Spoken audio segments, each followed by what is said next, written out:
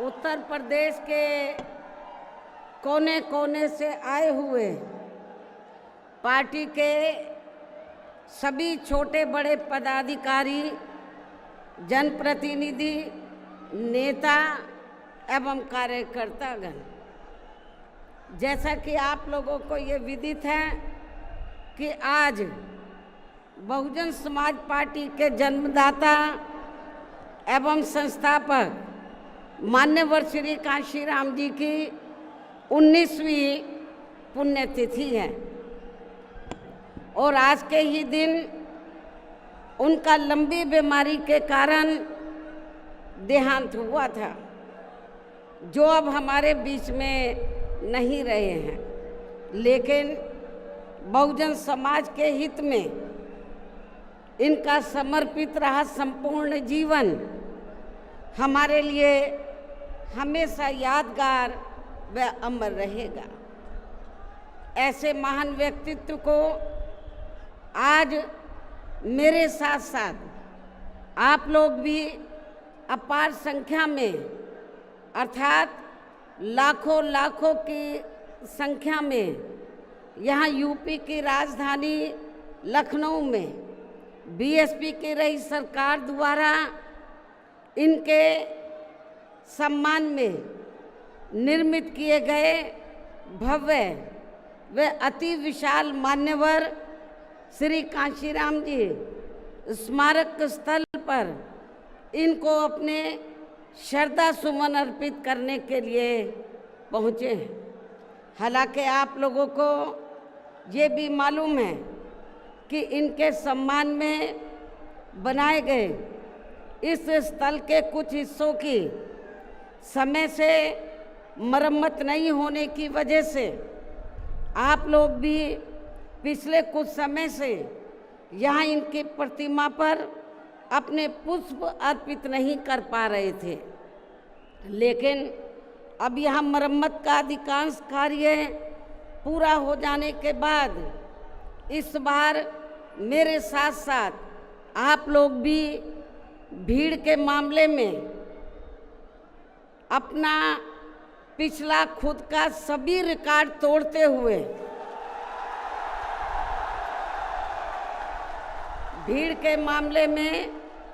अपना पिछला खुद का सभी रिकॉर्ड तोड़ते हुए यहाँ लाखों लाखों की संख्या में इस स्थल पर मान्यवर श्री कांशीराम जी को अपने श्रद्धा सुमन अर्पित करने के लिए पहुँचे हैं, जिसके लिए पार्टी आपकी बहुत बहुत आभारी है। साथ ही वर्तमान राज्य सरकार की भी बहुत बहुत आभारी है और इसलिए आभारी है क्योंकि इस स्थल को देखने वाले लोगों के टिकटों का इकट्ठा हुआ पैसा पूर्व की रही सपा सरकार की तरह वर्तमान भाजपा की राज्य सरकार ने इसे दबाकर नहीं रखा है, बल्कि पार्टी के आग्रह करने पर इसकी मरम्मत करने पर पूरा खर्च किया है। इस संबंध में मैं आप लोगों को ये बताना चाहती हूँ, जब यूपी में हमारी सरकार थी और ये मान्यवर श्री कांशीराम जी के आदर सम्मान में ये जो विशाल स्मारक स्थल जब बनाया गया था, तो हमने उसी समय हमारी सरकार ने ये व्यवस्था की थी कि हम देखने वालों के लिए इस पर हम टिकट की व्यवस्था करेंगे और इसका जो पैसा आएगा टिकट का, तो वो किसी और मद पर खर्च नहीं किया जाएगा, बल्कि जितने भी उत्तर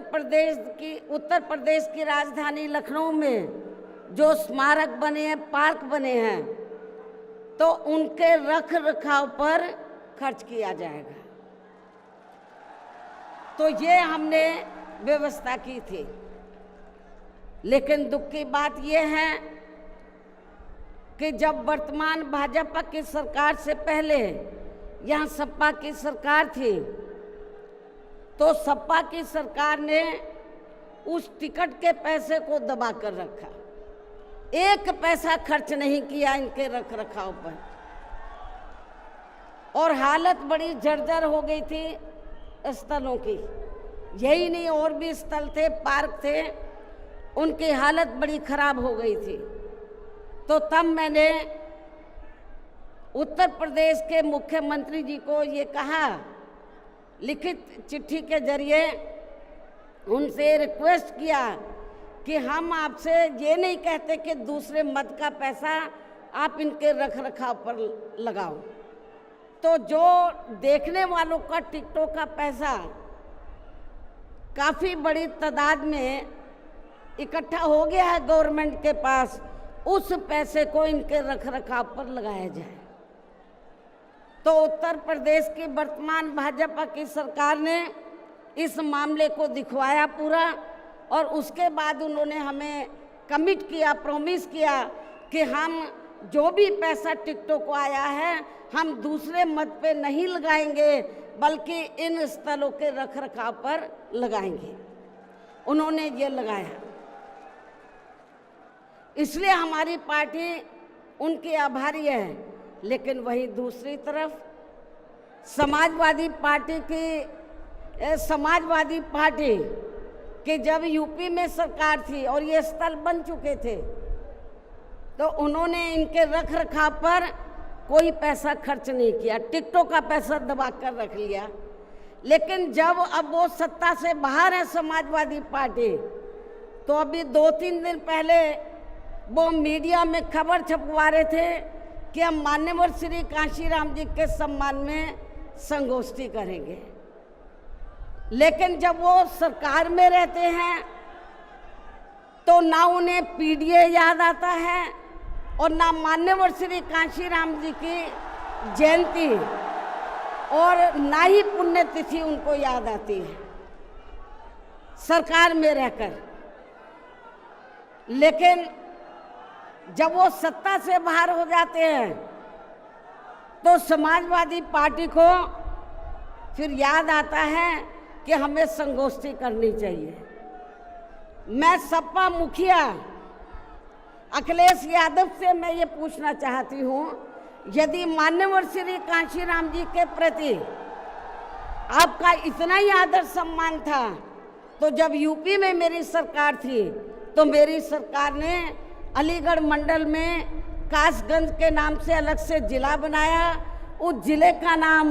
मान्यवर श्री कांशीराम जी नगर के नाम से रखा था।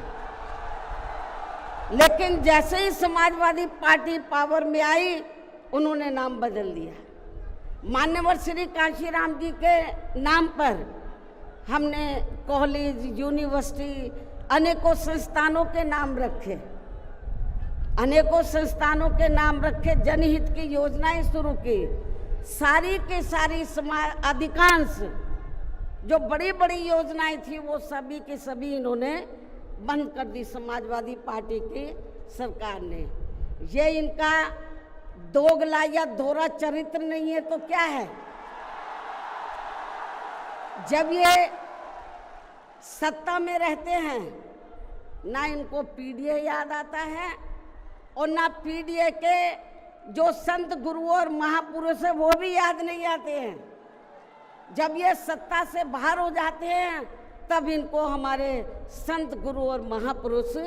याद आते हैं। तो ऐसे दोगले लोगों से आप लोगों को बहुत ही सावधान रहने की जरूरत है। और अब मैं मान्यवर श्री कांशीराम जी जो पंजाब राज्य के एक मध्यम दलित परिवार में पैदा हुए हैं, तो इनके बारे में मैं ये कहना चाहूँगी कि इन्होंने भारतीय संविधान के मूल निर्माता एवं दलितों व अन्य उपेक्षित वर्गों के मसीहा परम पूज्य बाबा साहब डॉक्टर भीमराव अंबेडकर की मूवमेंट से व इनके कड़े संघर्ष एवं अथक प्रयासों से देश के खासकर करोड़ों दलितों, आदिवासियों, पिछड़े वर्गों, मुस्लिम व अन्य धार्मिक अल्पसंख्यक समाज के भी हित में भारतीय संविधान में दिए गए कानूनी अधिकारों से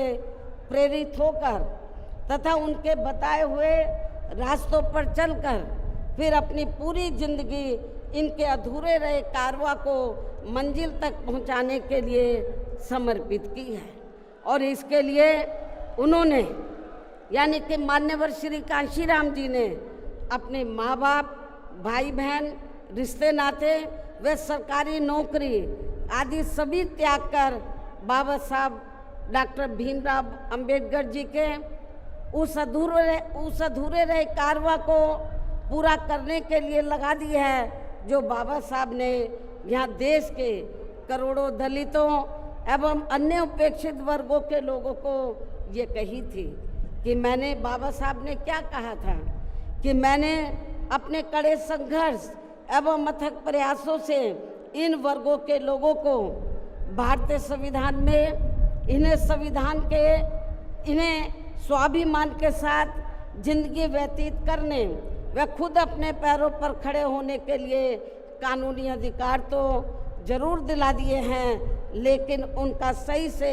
पूरा लाभ लेने के लिए इन सभी वर्गों के लोगों को अर्थात बहुजन समाज के लोगों को आपस में एकजुट होकर व इन्हें अपने विशाल वोटों के जरिए यहाँ केंद्र एवं राज्यों की भी राजनीतिक सत्ता की मास्टर चाबी खुद अपने हाथों में लेनी होगी। ये परम पूज्य बाबा साहब डॉक्टर अंबेडकर ने कहा था। तभी फिर इनका वास्तव में सही से विकास व उत्थान आदि हो सकता है और तभी फिर ये लोग स्वाभिमान के साथ अपनी पूरी जिंदगी व्यतीत कर सकते हैं, क्योंकि इस मामले में बाबा साहब डॉक्टर भीमराव अंबेडकर जी का ये कहना था कि देश में राजनीतिक सत्ता वह एक ऐसी मास्टर चाबी है जिसके जरिए इन वर्गों के लोग अपनी सभी समस्याओं का समाधान खुद कर सकते हैं। साथ ही ये लोग भी यहाँ अन्य वर्गों की तरह पूरे आत्मसम्मान व स्वाभिमान के साथ अपनी खुशहाल जिंदगी व्यतीत कर सकते हैं। और इसके लिए बाबा साहब डॉक्टर भीमराव अंबेडकर जी ने इन वर्गों के लोगों को जो भी रास्ते दिखाए तो वे उनके जीते जी तो पूरे नहीं हो सके थे, जिन्हें फिर उनके देहांत के बाद उन रास्तों पर चलने व उनके इस अधूरे रहे कारवां को मंजिल तक पहुंचाने के लिए मान्यवर श्री कांशीराम जी ने अनेकों कष्ट झेलकर अपनी पूरी जिंदगी लगा दी है और वे अपने जीते जी इस मकसद में काफ़ी हद तक कामयाब भी हुए हैं। और ख़ासकर इन्होंने यहाँ आबादी के हिसाब से देश के सबसे बड़े प्रदेश उत्तर प्रदेश में अपनी पार्टी के नेतृत्व में कई बार सरकार बनाकर वे उत्तर प्रदेश सहित नज़दीक के लगे राज्यों में भी पार्टी के कुछ सांसद व विधायक आदि भी जिताकर बाबा साहब के कारवां को काफ़ी हद तक आगे बढ़ाया है। इतना ही नहीं बल्कि मान्यवर श्री कांशीराम जी के देहांत होने से पहले उनकी ये दिली तमन्ना थी कि जहाँ आबादी के हिसाब से देश के सबसे बड़े प्रदेश उत्तर प्रदेश में जहाँ दलितों एवं अन्य उपेक्षित वर्गों के लोगों की कुल मिलाकर आबादी काफ़ी ज़्यादा है, तो इन्हें यहाँ एकजुट होकर अकेले ही अपनी पार्टी की पूर्ण बहुमत की सरकार बनानी होगी। ये मान्यवर श्री कांशीराम जी की उनके देहांत होने से पहले ये दिली तमन्ना थी। तभी फिर इन वर्गों के लोग यहाँ हर मामले में व हर स्तर पर पूरे स्वाभिमान के साथ अपनी जिंदगी व्यतीत कर सकते हैं, जिनसे प्रेरित होकर फिर अन्य राज्यों में भी इन वर्गों के लोग खुद अपने पैरों पर खड़े हो सकते हैं। तभी फिर यहाँ बाबा साहब का काफ़ी हद तक अधूरा रहा सपना जरूर साकार हो सकता है। लेकिन दुख की बात यह है कि मान्यवर श्री कांशीराम जी के जीते जी तो इनका ये सपना साकार नहीं हो सका था, जिसे फिर इनके देहांत के बाद सन 2007 में इनकी एकमात्र रही उत्तराधिकारी व पार्टी की राष्ट्रीय अध्यक्ष ने, अर्थात हमने यहाँ उत्तर प्रदेश में बहुजन समाज के साथ साथ समतामूलक समाज व्यवस्था में विश्वास रखने वाले उच्च वर्गों के लोगों को भी साथ में लेकर इसे पूरा भी किया है। और सन 2007 में देश के विशाल आबादी वाले यूपी स्टेट में पहली बार हमने यहाँ अपनी पार्टी के अकेले ही पूर्ण बहुमत की सरकार बनाई है। हालांकि पहले 3 बार हमने बनाई, वो मिली जुली सरकार थी, लेकिन चौथी बार हमने अकेले अपने बलबूते पर यूपी में पूर्ण बहुमत की सरकार बनाई है। जो यहाँ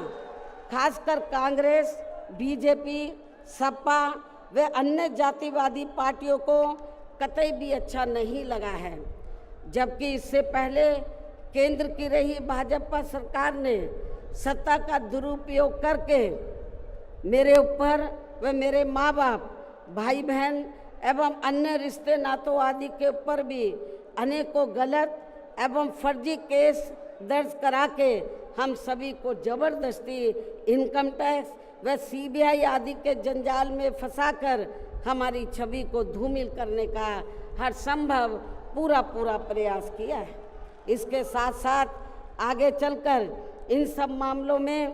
केंद्र की रही कांग्रेसी सरकार ने भी हमें न्याय देने के बजाय बल्कि काफ़ी उलझा दिया था, और तब फिर हमें इन सब के विरुद्ध मान्य कोर्ट में भी जाना पड़ा है, जहां हमें न्याय मिला है। इस प्रकार से ये सब भी हमें काफ़ी कुछ झेलना पड़ा है, लेकिन ऐसे विकट व संघर्ष भरे हालातों में भी हमने बाबा साहब डॉक्टर भीमराव अंबेडकर के बताए हुए रास्तों पर चलकर यहाँ उत्तर प्रदेश में सन 2007 में हुए विधानसभा चुनाव में अकेले ही ये चुनाव लड़कर फिर अपनी पार्टी की पूर्ण बहुमत की सरकार बनाई है। और हमने यहाँ बाबा साहब डॉक्टर भीमराव अंबेडकर एवं मान्यवर श्री कांशीराम जी आदि के सपनों को काफ़ी हद तक साकार किया है, और इसके लिए हमने अपनी सरकार में यहाँ जातिवादी, संकीर्ण व पूंजीवादी व्यवस्था के शिकार रहे लोगों को, अर्थात सर्व समाज में से खासकर गरीबों, दलितों, आदिवासियों, पिछड़े वर्गों के साथ साथ मुस्लिम एवं अन्य धार्मिक अल्पसंख्यक समाज के लोगों के भी हित व कल्याण में अनेकों ऐतिहासिक कार्य किए हैं, जिनके नाम बदलकर उन्हें अब अन्य राज्यों में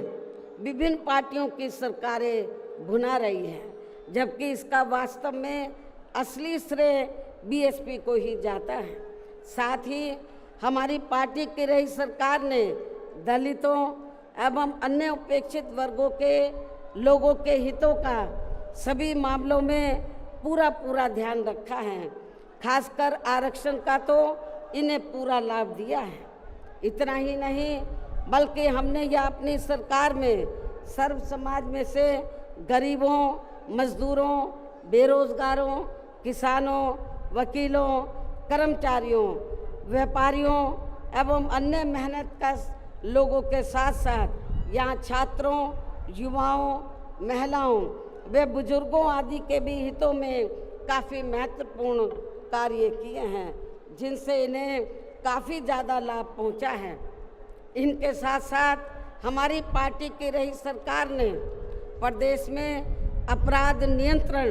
एवं कानून व्यवस्था को भी चुस्त व दुरुस्त करने के लिए यहाँ जाति, धर्म व दलगत राजनीति से ऊपर उठकर कार्य किए हैं, ताकि प्रदेश में अमन चैन व शांति व्यवस्था आदि कायम रहे, जिसकी प्रदेश में उस समय काफ़ी ज़रूरत भी थी। साथ ही कानून व्यवस्था के मामले में हमने यहाँ हर स्तर पर अन्याय, अपराध व भयमुक्त वातावरण भी पैदा किया है। इस प्रकार से हमारी पार्टी की पूर्ण बहुमत की रही सरकार ने यहाँ सर्व समाज के लोगों को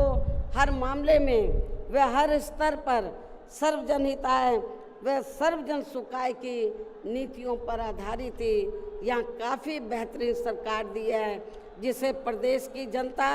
अभी तक भी भुला नहीं पा रही है। और खासकर हमने रोटी रोजी देने के मामले में सर्व समाज में से यहाँ गरीबों, दलितों एवं अन्य उपेक्षित वर्गों के लोगों को काफ़ी हद तक उन्हें आत्मनिर्भर भी बनाया है, जिनके यहाँ वर्षों से सभी विरोधी पार्टियों की रही सरकारों की जातिवादी, संकीर्ण व पूंजीवादी सोच होने के कारण काफ़ी ज़्यादा उपेक्षा की गई है। इतना ही नहीं बल्कि हमने वर्तमान केंद्र की सरकार की तरह अपने राजनीतिक स्वार्थ में इनके टैक्स के पैसों से ही थोड़ा सा मुफ्त में राशन देकर इनको अपना गुलाम व लाचार नहीं बनाया है, अर्थात इनको दूसरों के ऊपर निर्भर नहीं रखा है। इसके साथ साथ हमारी पार्टी की रही सरकार ने देश में यहाँ बहुजन समाज में समय समय पर जन्मे अपने महान संतों, गुरुओं व महापुरुषों में भी खासकर महात्मा ज्योतिराव फूले, छत्रपति शाहू जी महाराज, नारायण गुरु, बाबा साहब डॉक्टर भीमराव अंबेडकर, मान्यवर श्री कांशीराम जी, संत गुरु रविदास जी व गौतम बुद्ध आदि को भी विभिन्न रूपों में पूरा आदर सम्मान दिया है। जो ये सब यहाँ जातिवादी पार्टियों को कतई भी रास नहीं आ रहे हैं, और इस मामले में समाजवादी पार्टी तो सबसे आगे रही है। और अब ये समाजवादी पार्टी यहाँ अपने राजनीतिक स्वार्थ में जबरन पीडीए आदि की हवाई बातें करके इन वर्गों को गुमराह करने में लगी है, जबकि हमारी पार्टी की रही सरकार ने अपने संतों, गुरुओं व महापुरुषों आदि के नाम पर यहाँ प्रदेश में जिन जिलों, संस्थानों एवं योजनाओं आदि के नाम रखे थे, तो उनमें से काफ़ी को तो सपा की रही सरकार ने बदल दिया है, जैसा कि शुरू में मैंने आप लोगों को बताया है। साथ ही हमने इन वर्गों के विकास व उत्थान में जो अनेकों महत्वपूर्ण योजनाएं शुरू की थी, तो उन्हें भी अधिकांश बंद कर दिया गया है। आरक्षण दिए जाने के मामले में भी सपा की रही सरकार ने यहाँ दलितों, आदिवासियों एवं अन्य पिछड़े वर्गों के लोगों के साथ हमेशा पक्षपात वाला रवैया ही अपनाया है। इनके पदोन्नति में आरक्षण को तो इस पार्टी की रही सरकार ने एक प्रकार से यहाँ ख़त्म ही कर दिया था। इसके अलावा इनकी रही सरकार में यहाँ गुंडों, बदमाशों, माफियाओं एवं अन्य अराजक तत्वों को ही ज़्यादातर बढ़ावा दिया गया है, जिसकी वजह से यहाँ कानून व्यवस्था भी काफ़ी बुरी तरह से चरमरा गई थी। और अब अधिकांश मामलों में लगभग यही स्थिति हमें यह वर्तमान बीजेपी की सरकार में भी देखने के लिए मिल रही है, जबकि आज़ादी के बाद इनसे पहले यहाँ शुरू में काफ़ी वर्षों तक कांग्रेस पार्टी के रहे शासनकाल में तो इन वर्गों का हर स्तर पर काफ़ी ज़्यादा शोषण व उत्पीड़न आदि हुआ है। एक प्रकार से कुल मिलाकर यहाँ यूपी में कांग्रेस पार्टी का भी ज़्यादातर जातिवादी, संकीर्ण व पूंजीवादी सोच के आधार पर ही शासन चलता रहा है। और सन 1975 में देश में लगी इमरजेंसी में तो कांग्रेस पार्टी की रही सरकार ने यहाँ बाबा साहब के संविधान को भी काफ़ी हद तक प्रभावहीन ही बना दिया था, जिसकी आड़ में अब इस पार्टी के लोग आए दिन किस्म किस्म की नाटकबाजी करते रहते हैं। संविधान को हाथ में लेकर किस्म किस्म की नाटकबाजी करते रहते हैं। इसके साथ साथ कांग्रेस पार्टी ने हर प्रकार के हथकंडे इस्तेमाल करके बाबा साहब डॉक्टर भीमराव अंबेडकर को संसद में भी चुनकर नहीं जाने दिया था। इसके अलावा केंद्र में इसी कांग्रेस पार्टी की रही सरकार ने भारतीय संविधान के मूल निर्माता एवं उपेक्षित वर्गों के मसीहा परम पूज्य बाबा साहब डॉक्टर भीमराव अंबेडकर को भारत रत्न की उपाधि से भी सम्मानित नहीं किया था। इसके बाद फिर इनकी मूवमेंट को आगे गति देने वाले मान्यवर श्री कांशीराम जी को भी उनके देहांत के बाद केंद्र में रही इसी कांग्रेस पार्टी की सरकार ने इनके सम्मान में एक दिन के लिए भी राष्ट्रीय शोक घोषित नहीं किया था। इसी प्रकार समाजवादी पार्टी की भी सरकार ने एक दिन के लिए भी राजकीय शोक घोषित नहीं किया था। साथ ही इन्होंने देश में पिछड़े वर्गों की आरक्षण संबंधी मंडल कमीशन की रिपोर्ट को भी लागू नहीं किया था, जिसे फिर बीएसपी के अथक प्रयासों से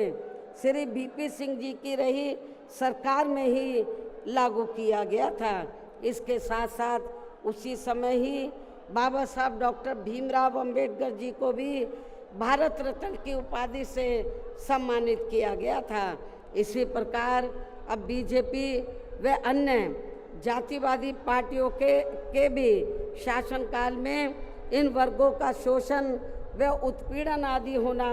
अभी तक भी बंद नहीं हुआ है। इसके अलावा इनकी सरकारों में भी जनता को लुभाने के लिए आए दिन घोषणाएं, शिलान्यास व उद्घाटन आदि तो काफ़ी किए जाते हैं, लेकिन इनसे भी जनता को कोई खास लाभ मिलने वाला नहीं है, क्योंकि ये कागजी व हवाई ज़्यादा और ज़मीनी हकीकत में बहुत कम होते हैं। ऐसी स्थिति में आप लोगों को पूरे देश में सर्वजन हिताय व सर्वजन सुखाय की नीतियों पर आधारित ही अपनी पार्टी को ही हर मामले में मजबूत बनाकर इसे केंद्र एवं राज्यों की भी सत्ता में लाना बहुत ज़रूरी है। और अब पार्टी के लोगों को यहाँ उत्तर प्रदेश सहित देश के अन्य जिन भी राज्यों में कुछ समय के बाद जो एक साथ विधानसभा के आम चुनाव होने वाले हैं, तो उनको वहाँ भी ऐसी सभी विरोधी पार्टियों को सत्ता में आने से ज़रूर रोकना है। और ख़ासकर यहाँ यूपी में तो इनको अपनी पार्टी बीएसपी की ही फिर से अकेले पूर्ण बहुमत की सरकार बनाना बहुत ज़रूरी है, जिसे यहाँ कांग्रेस, बीजेपी, सपा व अन्य सभी विरोधी पार्टियां किस्म किस्म के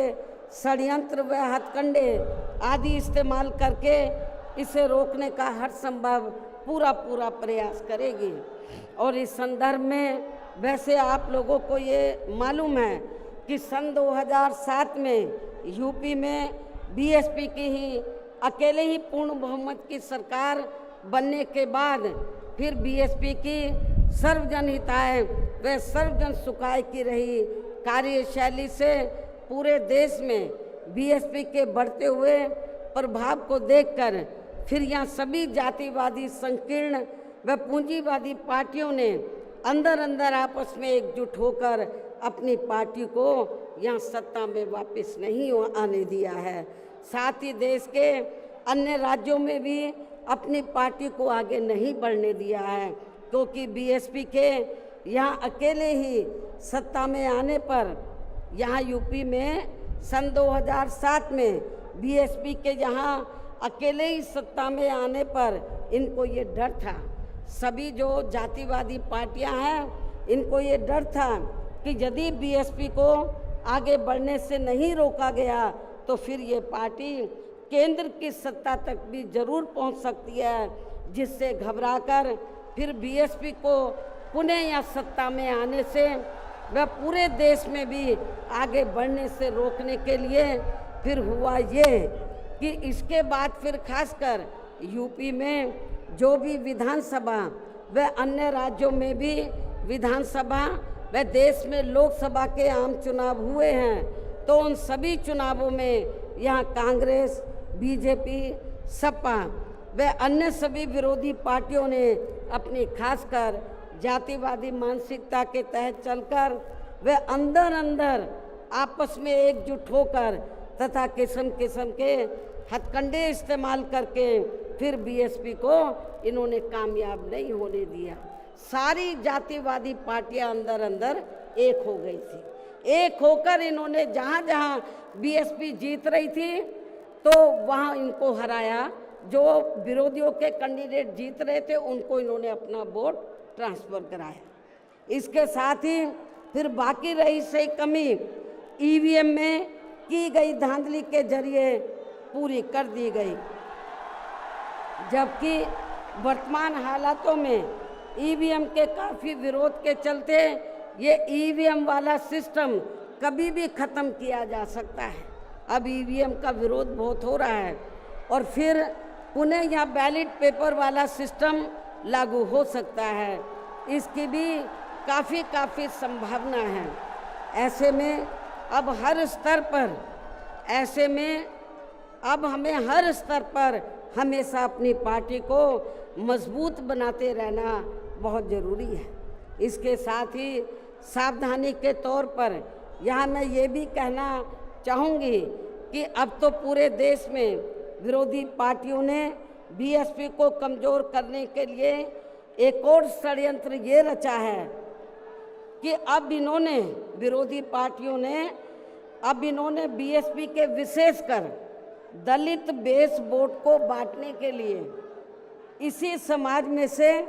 स्वार्थी एवं बिकाऊ किस्म के लोगों को इस्तेमाल करके वे उनके जरिए अनेकों पार्टियां व संगठन आदि भी काफ़ी बनवा दिए हैं, जिनसे ये जातिवादी पार्टियां चुनाव में अपने अपने फ़ायदे के हिसाब से उम्मीदवार खड़े करवा के बीएसपी को कमज़ोर करने में लगी है। और अब तो ये पार्टियां अंदर अंदर खुद अपने वोट ट्रांसफ़र करा के इनके एक आदि उम्मीदवार भी जिताकर भेज रही है, ताकि इससे दलितों का वोट बांटने में इनको कुछ मदद मिलती रहे। ऐसी स्थिति में अब आप लोगों को पुणे या यूपी में अपनी पार्टी को सत्ता में लाने व अभी हाल ही में बिहार प्रदेश में होने वाले विधानसभा आम चुनाव में तथा आगे चलकर अन्य और राज्यों में भी विधानसभा व देश में लोकसभा के होने वाले आम चुनाव में भी अपनी पार्टी का बेहतर रिजल्ट लाने के लिए ऐसे सभी स्वार्थी एवं बिकाऊ दलित संगठनों व पार्टियों को अपने यार दोस्त, जात बिरादरी व रिश्ते नाते आदि के चक्कर में भी पड़कर अब इनको अपना एक भी वोट देकर खराब नहीं करना है, वरना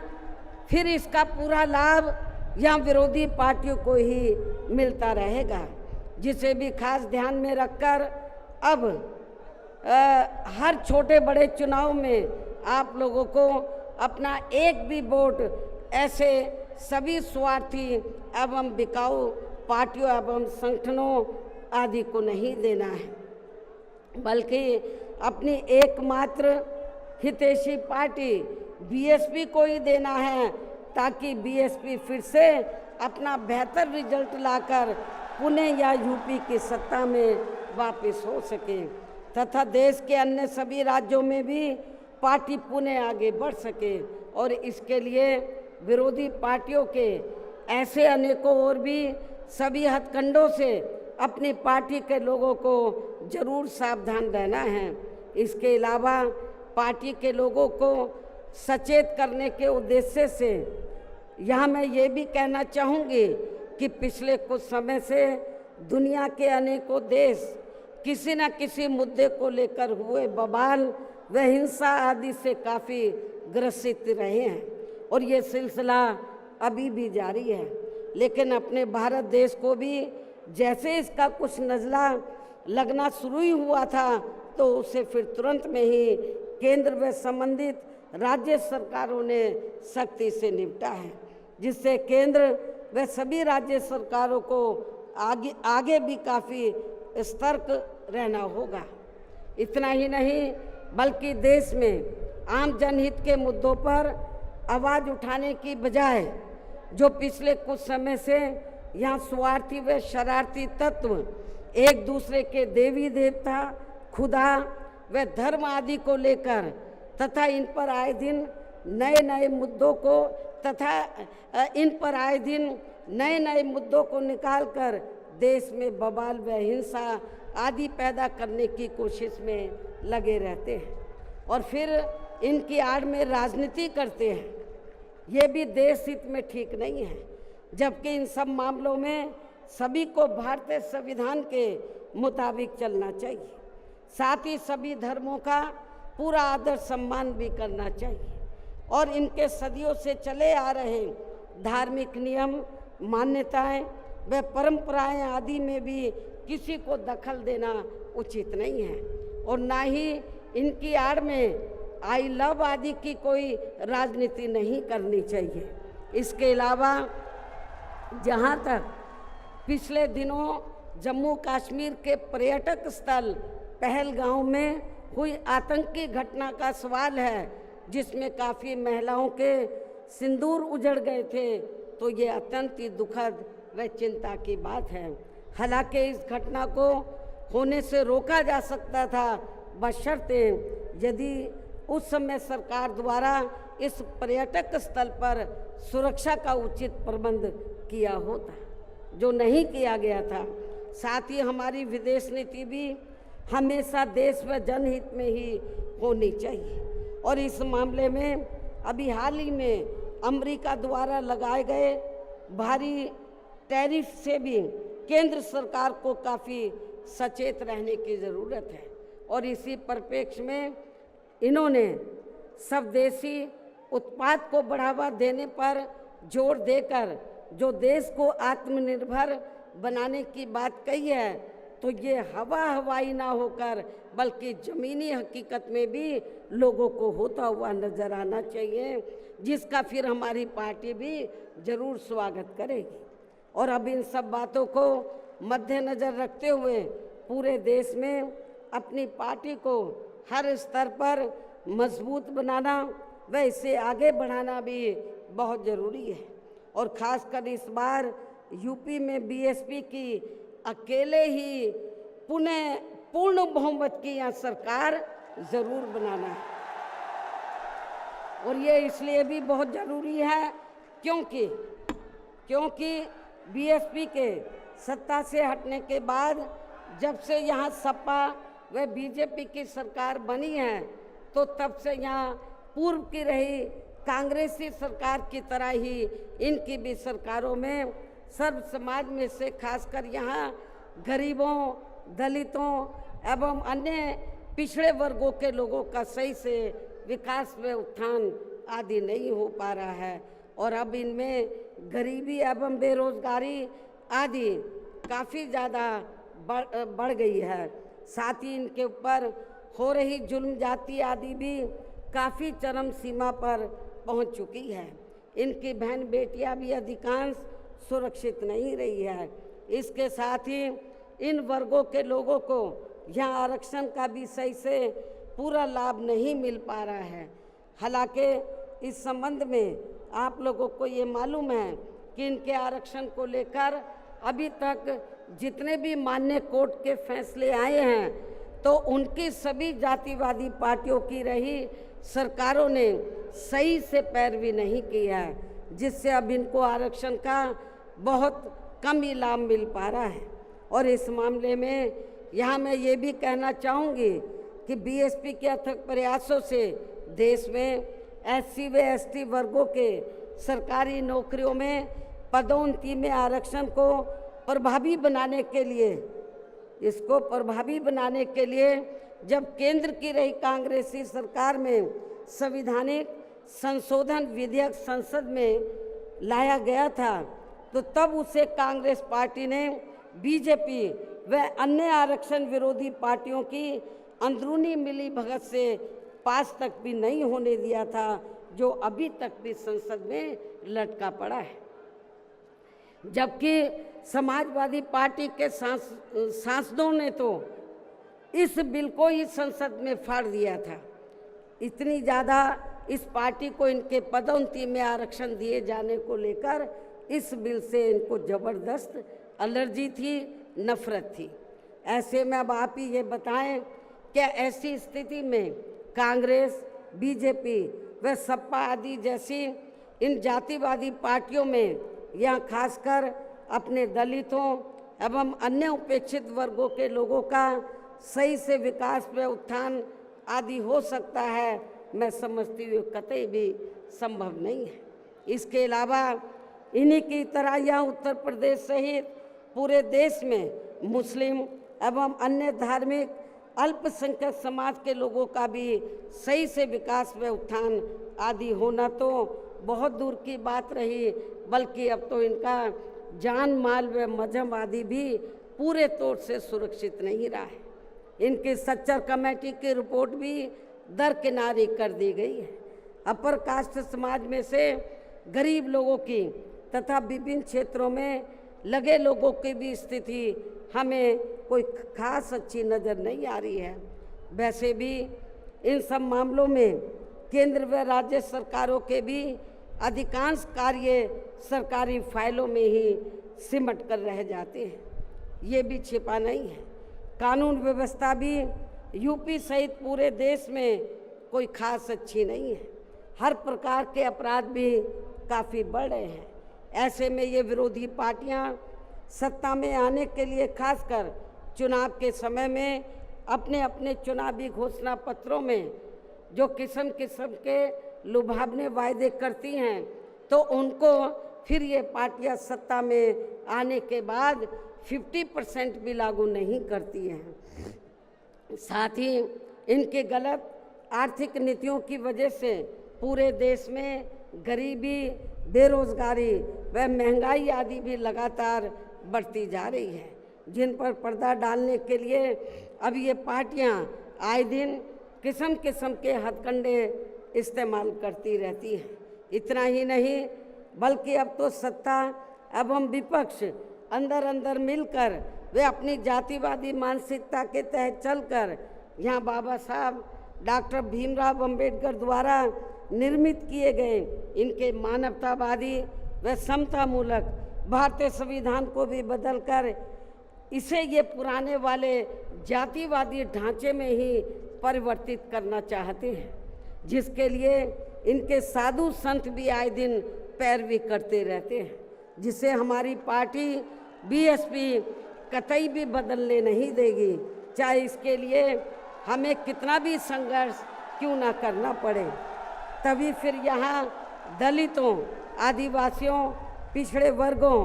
एवं अन्य उपेक्षित वर्गों के लोगों के कानूनी अधिकार सुरक्षित व बचे रह सकते हैं। वरना इन वर्गों के लोगों को अभी तक थोड़ा बहुत जो भी लाभ मिल रहा है, तो फिर यहाँ संविधान बदलने पर ये काफ़ी कुछ ख़त्म ही हो जाएगा। जिन्हें बचाने व बरकरार रखने के लिए इन सभी वर्गों के लोगों को बीएसपी के झंडे तले आपस में एकजुट होना बहुत ज़रूरी है। साथ ही अपनी बीएसपी पार्टी को हर स्तर पर मजबूत बनाकर इसे सत्ता में भी लाना बहुत ज़रूरी है, क्योंकि बीएसपी ही एक ऐसी पार्टी है जो यहाँ बाबा साहब के बनाए गए संविधान को सुरक्षित रख सकती है और संविधान के मुताबिक चलकर यहाँ सदियों से उपेक्षित रहे दलित एवं अन्य उपेक्षित वर्गों के लोगों को अपने पैरों पर खड़ा कर सकती है। और ये सब आप लोगों ने यूपी में अपनी पार्टी की 4 बार रही सरकार के दौरान होते हुए देखा है। ऐसे में अब यूपी में बीएसपी को ही फिर से सत्ता में लाकर यहाँ की जनता को हर मामले में खुशहाल बनाना होगा, जिसके लिए पार्टी के लोगों को सन 2007 में हुए विधानसभा चुनाव की तरह ही इस बार भी यहाँ पूरे प्रदेश में प्रत्येक पोलिंग बूथ स्तर पर अब इसके लिए करना क्या आप लोगों को, जिसके लिए पार्टी के लोगों को सन 2007 में हुए विधानसभा चुनाव की तरह ही इस बार भी यहाँ पूरे प्रदेश में प्रत्येक पोलिंग बूथ स्तर पर सर्व समाज को व विशेषकर बहुजन समाज के लोगों को उनकी छोटी छोटी बैठकों के जरिए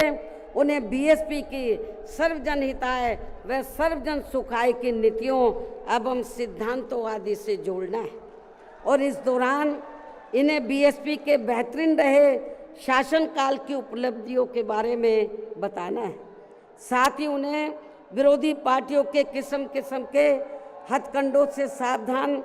रहने के बारे में भी ज़रूर बताना है।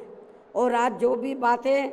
मैं आप लोगों के सामने रख रही हूँ तो उन्हें भी इन छोटी छोटी बैठकों में ज़रूर बताना है। और यदि पार्टी के लोग मेरी इन सब बातों पर सही से अमल कर लेते हैं तो फिर इस बार अपनी पार्टी के हाथों में यहाँ सत्ता ज़रूर आ जाएगी। इसके अलावा जहाँ तक अपनी पार्टी के लिए अकेले चुनाव लड़ने का सवाल है, आप लोग ध्यान से सुने मेरी बात। इसके अलावा जहाँ तक अपनी पार्टी के लिए अकेले चुनाव लड़ने का सवाल है तो इसके बारे में भी यहाँ मैं अपनी पार्टी के अब तक के रहे अनुभवों को ध्यान में रखकर ये बताना ज़रूरी समझती हूँ कि देश के अन्य प्रदेशों की तरह खासकर यहाँ यूपी में जब भी हमारी पार्टी ने विधानसभा का आम चुनाव गठबंधन करके लड़ा है तो तब फिर हमारी पार्टी को कोई विशेष लाभ नहीं हुआ है, क्योंकि हमारी पार्टी का जो वोट है, हमारी पार्टी का वोट तो गठबंधन वाली पार्टी को एक तरफा ट्रांसफ़र हो जाता है, लेकिन उनका जातिवादी मानसिकता की वजह से विशेषकर अपर कास्ट समाज का वोट बीएसपी के उम्मीदवारों को ट्रांसफ़र नहीं हो पाता है। वास्तव में यही सही और हकीकत भी है, जिससे फिर हमारी पार्टी के उम्मीदवार भी बहुत कम जीत पाते हैं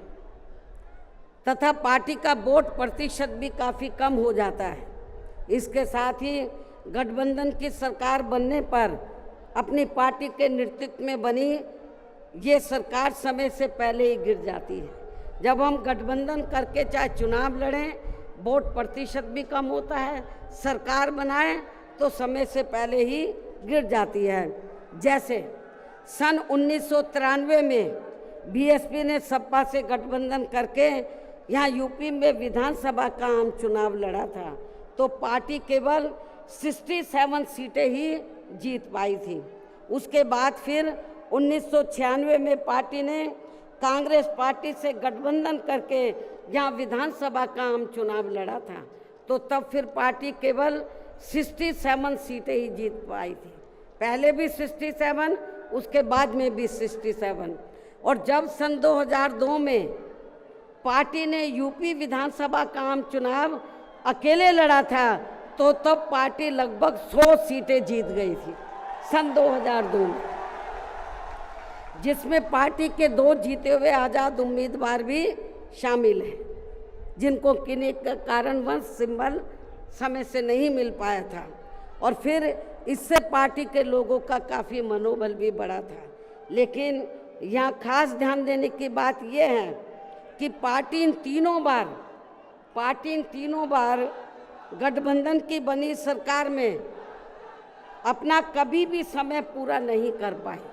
हमने तीनों बार जब गठबंधन करके सरकार बनाई तो कभी भी अपना समय पूरा नहीं कर पाई है, अर्थात समय से पहले ही गिर गई है। आप रिकॉर्ड उठाकर देख लो। इसके बाद सन 2007 में पार्टी ने फिर से अकेले यहाँ यूपी में विधानसभा का आम चुनाव लड़ा था तो तब फिर अपनी पार्टी 200 से ऊपर सीटें जीत गई थी। और फिर हमने यहाँ यूपी में पहली बार पूरे 5 साल के लिए अकेले ही अपनी पार्टी की पूर्ण बहुमत की सरकार बनाई थी। और इस दौरान हमने सर्व समाज के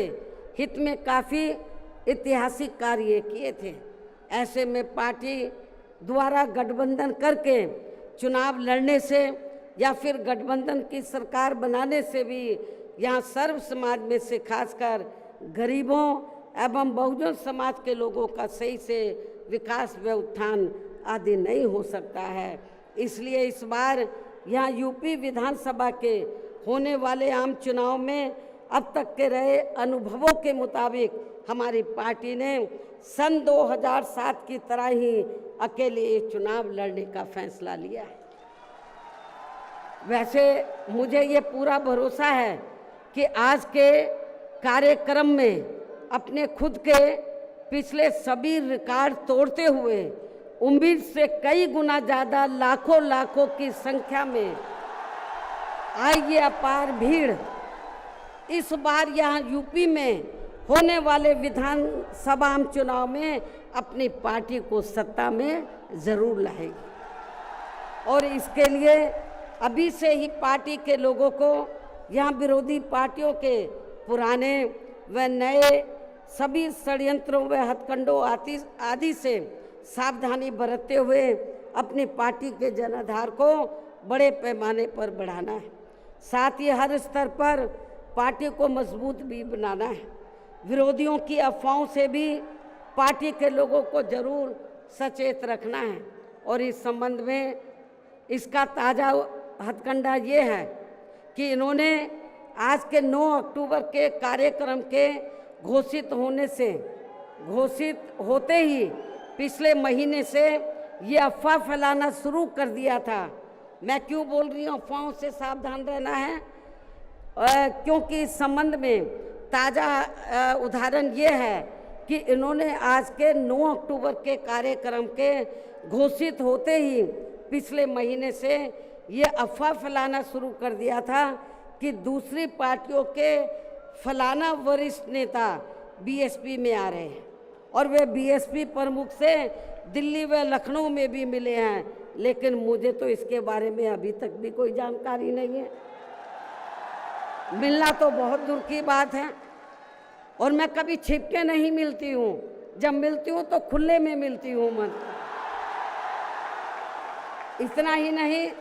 बल्कि अन्य और भी मामलों में किस्म किस्म की गलत, झूठी व तथ्यहीन खबरें एवं अफवाहें आदि फैलाने के लिए भी यहाँ विरोधी लोग सोशल मीडिया, जातिवादी मानसिकता वाले टीवी चैनल एवं प्रिंट मीडिया आदि का भी काफ़ी दुरुपयोग व गलत इस्तेमाल कर सकते हैं। जबकि विरोधी लोग सन 2007 में भी ऐसी अफवाहें फैलाते रहे हैं, लेकिन उस समय हमारे लोगों के गुमराह ना होने की वजह से फिर अपनी पार्टी की यहाँ अकेले ही पूर्ण बहुमत की सरकार बन गई थी। और यदि पार्टी के लोग इस बार भी चुनाव में वोट पड़ने तक या किसी भी मामले में गुमराह नहीं होते हैं तो फिर इस बार हमारी पार्टी की पुनः या पूर्ण बहुमत की सरकार जरूर बन जाएगी। वैसे मुझे पूरी उम्मीद है कि पार्टी के लोग मेरी इन सब बातों पर सही से अमल करके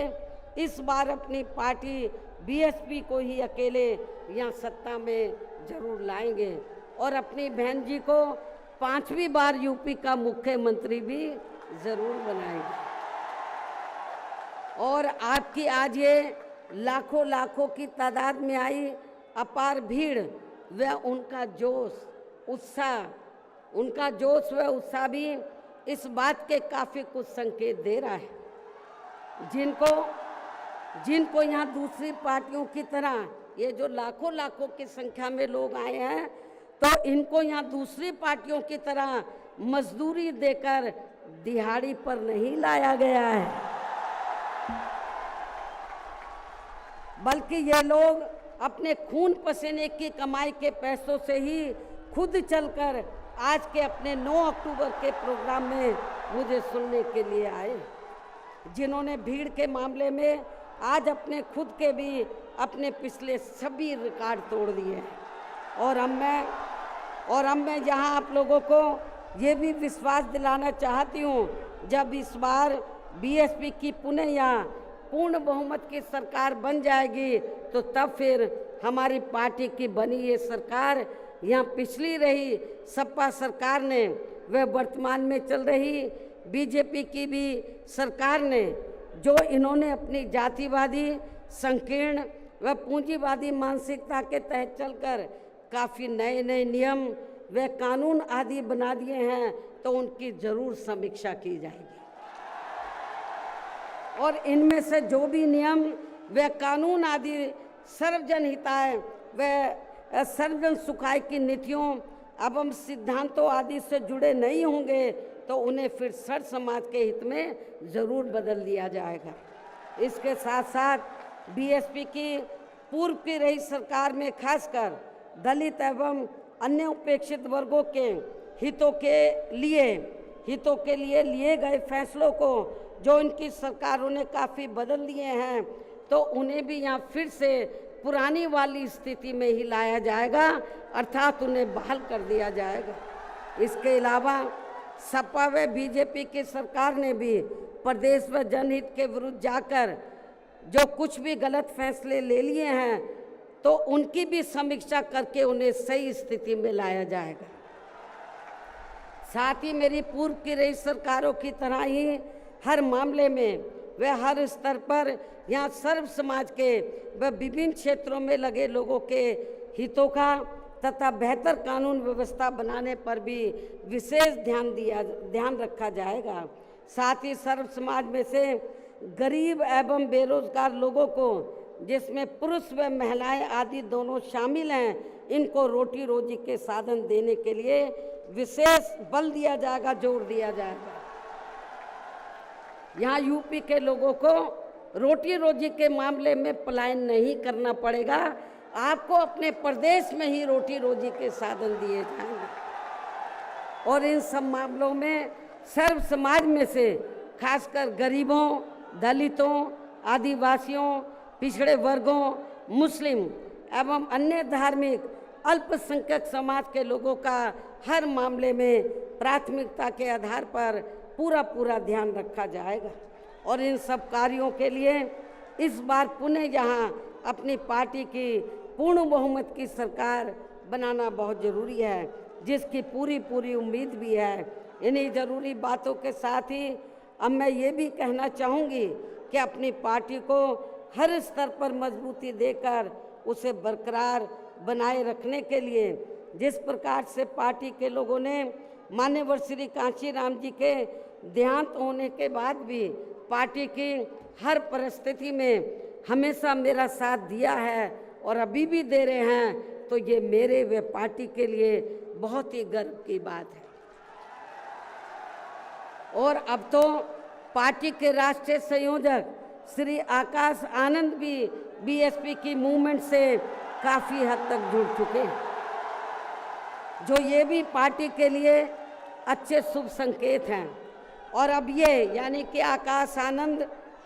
मेरे मार्गदर्शन व दिशा निर्देशन में अपनी पूरी लगन एवं मेहनत के साथ पार्टी को मजबूती देने में व पार्टी के जनाधार को भी बढ़ाने में पूरे जी जान से लगे, जिससे पार्टी के लोगों में आए दिन इनके प्रति काफ़ी लगाव व उत्साह भी बढ़ा है। ये भी पार्टी हित में अच्छी बात है, जिसे ध्यान में रखकर अब मेरा इनके बारे में, आकाश आनंद के बारे में ये कहना है कि जिस प्रकार से पूरे देश में पार्टी के लोग माननीय श्री कांशीराम जी के जीते जी और उनके देहांत के बाद भी हर परिस्थिति में मेरे साथ खड़े रहे हैं, तो मैं भी ये चाहूँगी उसी प्रकार से पार्टी के लोग श्री आकाश आनंद के साथ भी हमेशा खड़े रहेंगे और इनका हर परिस्थिति में पूरा साथ भी ज़रूर देंगे। वैसे इस मामले में इनके पिता श्री आनंद कुमार भी इनकी शुरू से ही पूरी मदद करते रहे हैं। इसके साथ साथ श्री आनंद कुमार दिल्ली में रहकर माननीय श्री कांशीराम जी के देहांत होने के बाद से ही ये मेरी गैर हाजिरी में व मेरे दिशा निर्देशन में पार्टी का पूरा लेखा जोखा आदि का कार्य भी काफ़ी अच्छे से संभाल रहे हैं, जो ये पार्टी का खास कार्य है। इसलिए इनको पार्टी का राष्ट्रीय उपाध्यक्ष बनाकर इन्हें पार्टी की ये अति महत्वपूर्ण जिम्मेवारी सौंपी हुई। इसी प्रकार से पार्टी के राष्ट्रीय महासचिव श्री SC मिश्रा जी को भी हमने पार्टी का लीगल व मीडिया का तथा अपने खुद के समाज को भी, अपने खुद के ब्राह्मण समाज को भी पार्टी में जोड़ने का ये विशेष कार्य सौंपा हुआ है, जिससे ये मेरे दिशा निर्देशन में अपनी जिम्मेवारी को सही से निभा रहे हैं। हालांकि इनके बेटे